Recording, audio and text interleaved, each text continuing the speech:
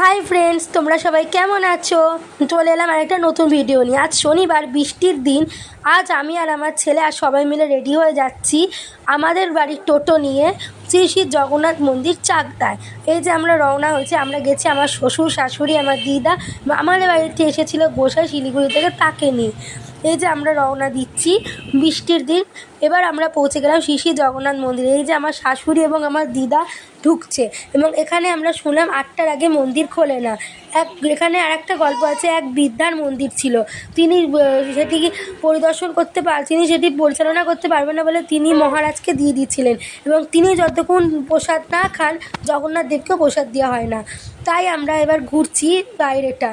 কত ঘর বৃদ্ধরা থাকে যারা এই মন্দির দেখে, তাদের ঘর বাড়ি আমরা দেখলাম, এবং আমরা প্রচুর গল্প করলাম। এখনও মন্দির খোলা হয়নি।